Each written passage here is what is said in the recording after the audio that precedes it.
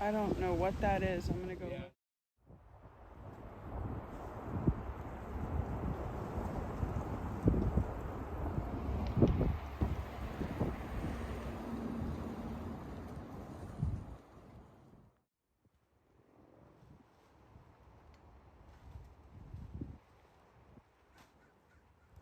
So how long have you been working out here?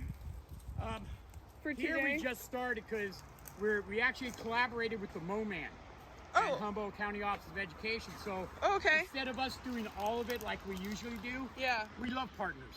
Yeah. So basically they come in, they clear the brush so we can get to areas like this because this was so overgrown. So while we were working on all that area, cleaning up the trash, Yeah. they came in here, knocked down a bunch of this so we can get to this trash pile. Today was our first day at this. Right. I saw them in here yesterday. Yeah, they got them cleaning up all the outside. They were working on Myrtle Avenue. Now they're working up there.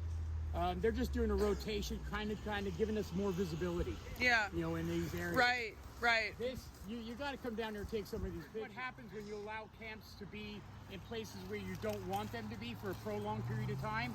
I'll show you the devastation that happens to the environment, and it's really not the homeless people's fault. They have no place to put trash. I have no place to put it. Yeah. Yeah, but just be careful while you're filming. I'm watching my feet here. Once you get over here, it's a lot easier. Okay.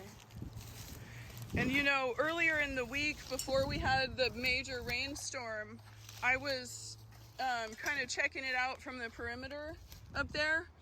And, you know, there were deer. Oh yeah, there's a bunch of them over here. Yeah, Yeah, totally. after you get all the people out and the trash out and stuff, but see, this is the part that is the reason why New Directions was created. Because This is what I could see from the edge of the road. now that we have all the homeless out and everything, there's no mechanism to get the trash.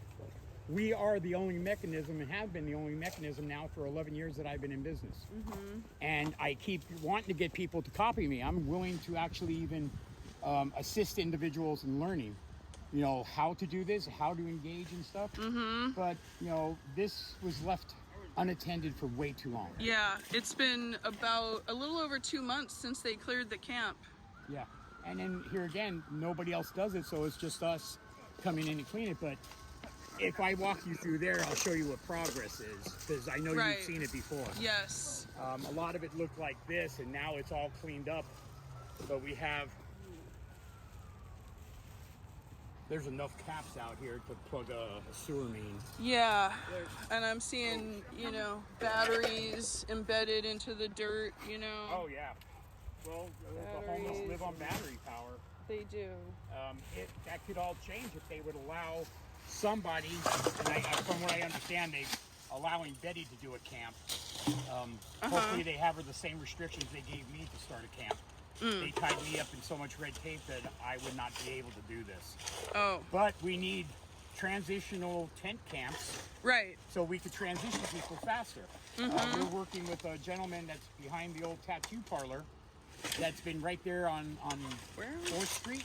Oh, okay. Right between McDonald's and Burger King, there's an old tattoo parlor. Yeah, right. Gotcha. And basically there's a camp, it has been a camp in the back there for about a month. Oh, Well, we just got notified by the property owner to go in there and to assist the gentleman in leaving, which, very nice guy. We went in and talked to him.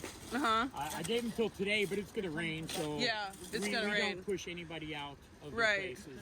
They've been there for a month. They can be there for another few days until it dries out. I hear you. But I do communicate that with them. Okay. You know, I go back today, I went back and said, hey, look, you know, today you're supposed to be out, but, you know, I know you're not going to leave, and I don't want you to. You know, basically, you're fine until Monday when it dries out again. Right. So, I mean, it's that compassion you have to have, and it's a compromise. Yeah. I mean, more of a compromise than anything else. I mean, nobody wants them there. The city, law enforcement. I actually got a call on Tuesday night saying, hey, John, this guy said you've been back here and talked to him. And I said, yes, I have. And he said, well, have you been in touch with the property owner? And I said, yes, she has hired me and retained New Direction. He goes, oh, that's great, because we just got another complaint about the people coming through another piece of property. So into that is the part. cleanup aspect and the removal of the camps and, you know, moving people on, is that mostly prompted by calls for service or like complaints? Well, yeah. I mean, basically, they allow people to be wherever they're at until the complaints come in. I see. And then when the complaints come in, that's from what I see. Right. This area, it was just about complaints driven. And you get into a rural area like this, and until they get really big, like this one got really huge, Yeah. there was like really not a problem. We had it cleaned out, and that was back just before the virus. And then the virus came, and nobody wanted to touch anybody. It was basically hands off, and unfortunately, that promotes it. You know, It sort of allows it to go on. Yeah. What we need is a place to transition people. Right. That guy that's in that backyard doesn't really want to be there. If I had a piece of property to where I could move him to where our services can get to him better, because no services are going into him except for law enforcement. Right. So, and here again, I'm sure people would eat me up on that one because, oh, look, we offer them resources. I'm going, the resources that are created for these homeless right now are created at an upper level. And you've already decided housing is the only thing that's going to solve homelessness. So this becomes immaterial. I don't know why the city of Eureka should be employing us to deal with areas like this. The county employs us to deal with areas like this. The city of Eureka doesn't. Okay. And law enforcement does most of the cleanup. Okay. Unless you get Packed Out Green Team with Aaron, which is amazing. Right. You know. Many hands. But you want to go back there and see what we have accomplished? Let's do it. Come on. Okay. You're already out here. I'm already here. You're right. I am already in the thick of it. Okay. You know, I'm like, I got to admit. Oh, guys. ooh. You're fine. You got good. Just Here's looking. another one. I do have very solid waterproof boots on at the moment. You're fine. I'm feeling it. The first time we go through, we look for on the surface and just try to find stuff. Yeah. Because, you know, if you go through, you pick out the stuff first, then you stand a better chance of nobody getting hurt. Right. Do a first sweep. See, we have a process when we do this. Yeah. We go through, we look for the hazardous stuff, which poop has been really nullified. I have not found much poop. Okay. I believe it's because of all the drugs they're actually doing. It's backing them up a lot more. Oh. Here again, I'm not a scientist or the medical profession. Right.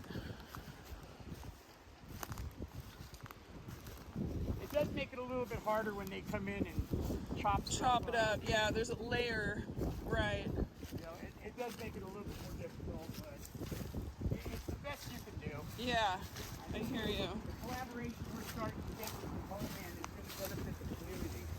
Yeah, so the local mow man, who's become quite popular, he came in here and assisted the county in knocking this all down. But basically what we've done now is he's noticed that a lot of the jobs he gets hired for, like clearing the brush on the waterfront and stuff by the city, he's starting to say there's a lot of homeless encampments, even abandoned camps. His guys haven't been trained to pick up trash or anything. Right. So he's looking at a collaboration with us. We'll see how that goes. Yeah. But you remember this area. I do. I do.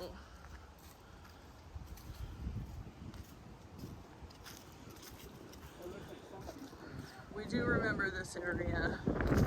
Yes. We're already over a little over 8,000 pounds of trash that we pulled out of here already. Just in total, or just this weekend, or this week? Oh no, that's Like in total. Yeah. Be careful, this is a little bit slick. Okay. I mean, the stuff here has been dragged around a little bit by the homeless and stuff, but you see most of the trash has been picked up and stuff. So our first goal is to get the big stuff out of here. The trash, like I said, a little over 8,000 pounds has been removed so far. Yeah. And now, because it's been so swampy and everything, we actually had our ATV back here for a while, but then it got so wet, even the ATV. We need to haul all this big stuff out. Right. So we have to wait for a little break in the weather. So we got all the big stuff set to here. This is the big mud pot right here. We got the other big stuff right here. So the big stuff is what we're dealing with right now. Yeah. And when you're just dealing with it ourselves. Yeah, somebody, it looked like, came in here and found a little bed for the night, I guess. But remember, this was all that big camp. This was Yeah, the major this is part the was. big. This was a big spot that This was all quite. the big spot. Wow. Back up in there, you still have one camp up there. But this was tons of trash right here. Yeah. I'm really proud of the guys because I had surgery when they were doing this. Oh, okay. So you were. Yeah, I had You're- 10 hernias. Oh, good grief, John. So they basically, I was laid up and they came in here and really did a really good job. Yeah. I mean, it's not perfect yet. It is much improved. It is best what we're just a small outfit. I mean, we act a lot bigger than we are because we are bigger than what we are. But you know, over a period of time, and here again, this stuff wasn't going to move any other way. So over a period of time, everybody's willing. I only charge by the hour, so I only charge the people that we work for the time that we actually are here. Right. I most of the time it's a pleasure and an honor to deal with the homeless population. So when I come back to visit, to engage, I most of the time don't even charge the person that's hiring us to do that. I enjoy it. I enjoy That's nice. with the homeless population. They're truthful. Well, I can tell that you take pride in doing this. Oh, I love it. I love doing it for the community, but I also love getting in between the community and the homeless to help them understand better. Because if you look at Facebook, if you look at everything and the perceived notion of what they believe is going on compared to what's actually really happening, and we can do better. Unfortunately, it takes the government to say, well, maybe we don't know everything. Maybe we should turn it on. I don't have enough papers on the wall of an office for everybody to take me serious. I'm just John Shelter that's been in this business for 20-something years that actually created a nonprofit that's not a nonprofit that actually deals with stuff that nobody else wants to deal with. Right. I've transitioned 186 homeless individuals from tents into employment. Not all of them worked out. Yeah. You know, especially in the last year, I've had a lot of them come through and then go out. We had a crew of 8-10 people, and then a couple of them, as soon as they get paid, they go back to their old ways, and you know. Yeah. So, I mean, stability is a hard thing to achieve when you don't know what that looks like. Right. And like I said, the resources and our officers are really good, and they do offer everything that's available to them. And that's your clean and sober housing. That's the Mission. That's Betty's. A lot of those places are already full. Right. But, you know, until the government says, okay, we just don't want them camping out here. The problem is that they just don't understand that I don't have that kind of money. Why don't you help me instead of hinder me? Say, hey, you know what, John? Let's see if it works. We're going to support this effort. We're going to help you with these permits, and that way you could concentrate on working with the homeless and the fundamentals of making it run. And they could help with that. Yeah. Unfortunately, I haven't had a supervisor or a city council person step up. I get along with all the underlings.